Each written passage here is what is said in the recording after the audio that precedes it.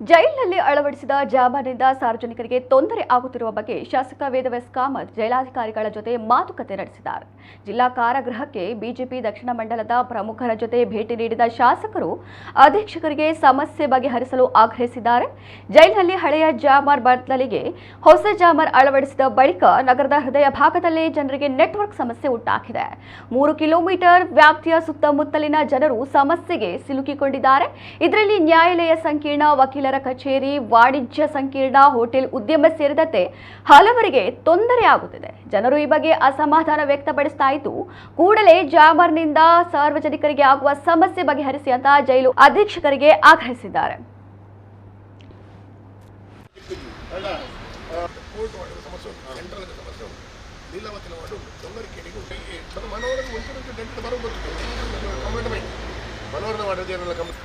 ರಾಜ್ಯ ಸರ್ಕಾರ ಕೂಡ ಮಾಜಿ ಮೇಯರ್, ಇವರು ಕೂಡ ಮಾಜಿ ಮೇಯರ್, ಇವರು ಇದರ ಹತ್ತಿರವಾಡಿನ ಪರ್ಪೆಟ, ಇವರು ಈ ಭಾಗದ ನಿಮ್ಮ ಜೈಲಿನ ರಕ್ಷಣೆಯ ಕೈದಿಗಳ ರಕ್ಷಣೆ ಮಾಡೋದ್ರಲ್ಲಿ ನಮಗೇನು ನಿಮ್ಮ ರಕ್ಷಣೆ ಅಂತ ಹೇಳಿದ್ರೆ ನೀವು ಅದಕ್ಕೋಸ್ಕರ ಏನೆಲ್ಲ ಪ್ರಿಕಾಷನರಿ ಮೆಜರ್ಸ್ ನೀವು ತಗೊಳ್ತೀರಿ, ಅದಕ್ಕೆ ನಮಗೆ ವಿರುದ್ಧ ಇಲ್ಲ.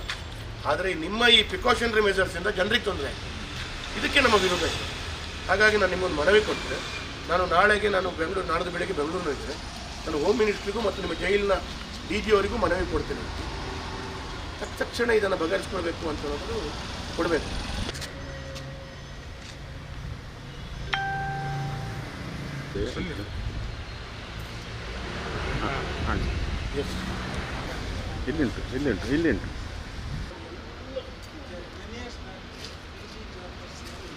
ಯಾವುದೇ ವಿಶೇಷವಾದಂಥ ಕೆಲಸ ಕಾರ್ಯಗಳನ್ನು ಆ ಜಾಮರಿಗೆ ಯಾವುದೇ ರೀತಿಯ ಆ ಸಮಸ್ಯೆಗಳಿಗೆ ಬಗೆಹರಿಸುವಂಥ ರೀತಿಯ ಚಿಂತನೆ ಆಗದೇ ಇದ್ದದ್ದು ಭಾಳ ದುಃಖಕರ.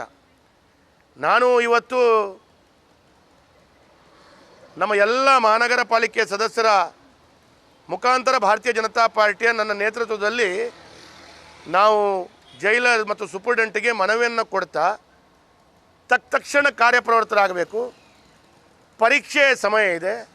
ಅದು ಮಾತ್ರವಲ್ಲ, ಬಹಳಷ್ಟು ವೈದ್ಯರು ಈ ಭಾಗದಲ್ಲಿ ನ್ಯಾಯಾಧೀಶರಿಂದ ಹಿಡಿದು ವಕೀಲರಿಂದ ಹಿಡಿದು ಉದ್ದಿಮೆದಾರರಿಂದ ಹಿಡಿದು ಎಲ್ಲ ಬಂಧುಗಳು ಇಲ್ಲಿ ಉಳಿತಾ ಇದ್ದಾರೆ. ಅವರಿಗೆ ಈ ಸಮಸ್ಯೆಯಿಂದಾಗಿ ಭಾಳಷ್ಟು ತೊಂದರೆಗಳಾಗ್ತಾ ಇರುವಂಥದ್ದು. ಇತ್ತೀಚೆಗೆ ವೈದ್ಯರಿಗೆ ಕರೆ ಬರದೆ ಒಂದು ಆಸ್ಪತ್ರೆಯಲ್ಲಿ ಯಾವುದೇ ಚಿಕಿತ್ಸೆಗಳನ್ನು ಸರಿಕಟ್ಟಾಗದೆ ಜೀವವನ್ನು ಕಳ್ಕೊಂಡದ್ದು ಕೂಡ ಈ ಜಾಮರ್ ಮುಖಾಂತರ ಆಗಿದೆ ಅಂತೇಳಿ ಪತ್ರಿಕೆಯಲ್ಲಿ ವರದಿ ಆಗಿದೆ. ನಾನಿವತ್ತು ಒಂದು ಭಾರತೀಯ ಜನತಾ ಪಾರ್ಟಿಯ ಮತ್ತು ಈ ಭಾಗದ ಶಾಸಕನಾಗಿ ನಾನು ಹೇಳಲಿಕ್ಕೆ ಬಯಸಿರುವಂಥದ್ದು ಇಷ್ಟೇ: ಜೈಲಿನ ಒಳಗಡೆ ಆ ಖೈದಿಗಳಿಗೆ ಮತ್ತು ಆ ವ್ಯಕ್ತಿಗಳಿಗೆ ಯಾವುದೇ ತೊಂದರೆಗಳಿದ್ದಲ್ಲಿ ಅದನ್ನು ಬಗೆಹರಿಸ್ಕೊಳ್ಬೇಕಾದಂಥ ಜವಾಬ್ದಾರಿ ಆಡಳಿತ ಪಕ್ಷದ ಕಾಂಗ್ರೆಸ್ ನೇತೃತ್ವದ ಗೃಹ ಇಲಾಖೆ ಮತ್ತು ಸಂಬಂಧಪಟ್ಟಂಥ ಇಲಾಖೆ ಅಧಿಕಾರಿಗಳ ಜವಾಬ್ದಾರಿ.